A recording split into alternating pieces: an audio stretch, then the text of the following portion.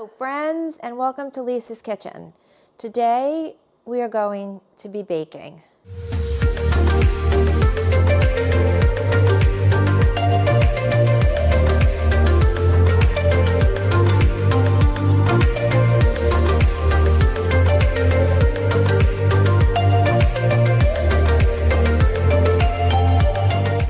We are going to bake carrot cake. I've made this recipe recently and I am calling it carrot cake mashup because I'm adding in a few more little things besides just shredded carrots. So I'm also going to be adding in some banana, very ripe banana, some semi-sweet chocolate chips, and some walnuts. As we go through, I'm going to be using things like einkorn flour and coconut sugar because I want to bake healthier today, but by all means the original recipe does call for good all-purpose flour, you know, the old-fashioned kind of flour, and you can use regular sugar by all means, so adjust out as you need to. Here is coconut sugar. It's low glycemic, it is also sweet, it's healthier for you. This does call for 2 cups of sugar and I don't think it needs it because we are putting in banana and chocolate chips, so I am only going to use 1 cup of sugar. This is also sort of loose. It's if everything isn't exact, with normally baking has to be exact, this you can't really screw this up. We need 4 eggs, so I've already cracked 3 of them. Let me get 1 more egg into the mix. So that makes 4 large eggs. You always use large eggs when you bake. And also this cake is non-butter. This cake has oil in it. I have always cooked with olive oil, even in baking. It works just fine, it tastes just fine. You want to definitely use neutral olive oil. You do not want to use extra virgin olive oil. My go-to for everything is Filippo Berio. So there's 1.5 cups of olive oil in here. I'm gonna just pour that in like that. So Lisa, you don't want to use extra virgin, you really want to have like experienced olive oil. We want experienced olive oil in the cake. The reason why you don't use extra virgin olive oil in the cake is because it's gonna taste like olives and you don't really want to throw the taste off of your food or your baked goods. Stir. The easiest way to do this is really with a KitchenAid. You can use a handheld mixer. It would work just fine. You could mix it by hand. You'd have to use a little bit of arm strength to do it. So this is now, let's make it a little higher. That is all that needs to be done there. So now we will add dry ingredients. We have to put in the flour, salt, soda, and cinnamon. And I believe it's 2¼ cups of flour. That's exactly what goes in here. I'm using, again, einkorn flour. Einkorn flour, it's 100% einkorn, actually comes from Italy. It's just so if those of you that are gluten intolerant like I am, this digests very easily. The other beauty of this flour is that it bakes up just like regular all-purpose flour. So 2¼ cup, I will just pour it in again. It doesn't have to be sifted, it doesn't have to be perfect. 1.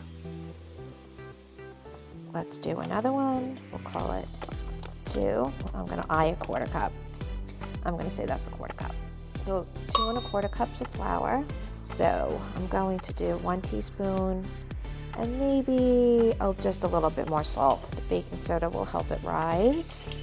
So it's 2 teaspoons of baking soda. So 1, 2. We will put in some cinnamon. Again, Penzeys, best. I like Vietnamese cinnamon. This cinnamon has such a beautiful floral taste to it. 1. And 2. That is it for your dry ingredients. This cake will come together very quickly. We are going to just give this a nice little mix. Start off mixing slow so that the flour you don't have a big poof of flour. It gets on the cabinets, it gets all over the place. And then you can increase your speed, like that. It has a pretty brown color really from the coconut sugar. So coconut sugar and the flour I'm using are low glycemic. I want to just go down the sides here. Now we will put in the fun stuff. Here go carrots. Will go in. This is 3 large carrots that I just buzzed in a food processor. This is 2 just with a fork mashed up banana. One of them was extremely ripe, the other one was fairly ripe, I would say. A little bit more sweet. By eye, I'm just gonna throw in, that's probably about a cup of semi-sweet, of course my favorite, Trader Joe's. I like a little bit of a crunch. So I'm going to just throw in some walnuts. Again, by eye, handful, maybe 2 handfuls of chopped walnuts. So these are raw. These do not have salt on them. I am going to mix this just by hand, like this. You can use the mixer attachment, but it's just easy to incorporate this right by hand like this. I actually started baking before I started cooking. I started baking when I was about 9. Okay, so that quick. It is completely incorporated.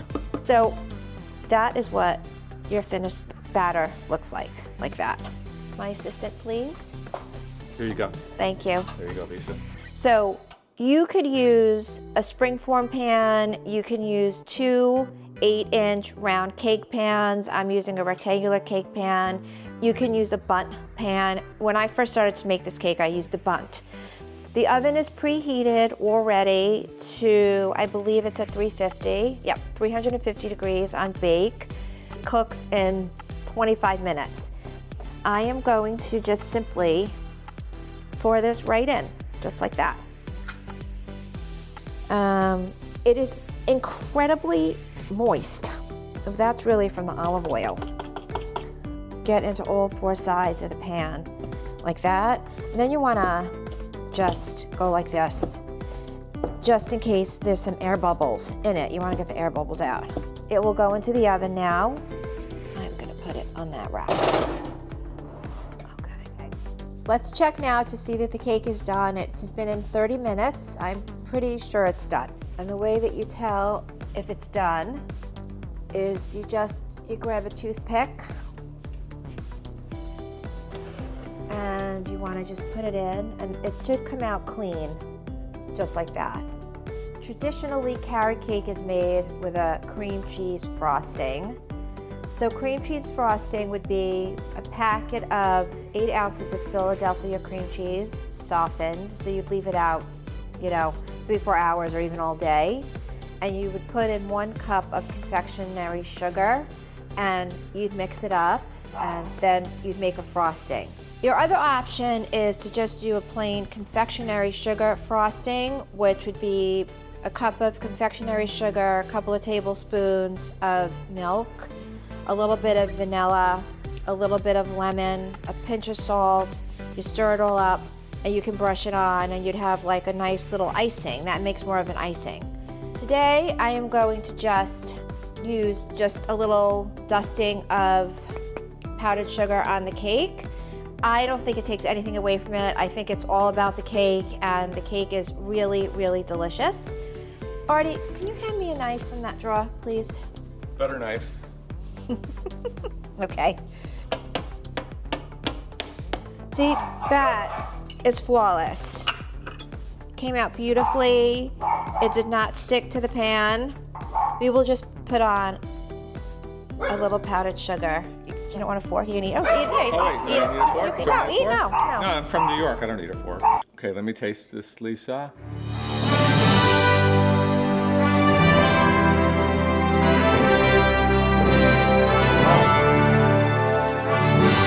It's so light, but it's really flavorful. I could taste the nuts. I could taste the chocolate chips and a little bit of the carrot. And just delicious. Wow, what a great treat. And it seems healthy, too. So you need to subscribe to Lisa's Kitchen, and please leave comments. I will be better about answering them. And again, happy cooking.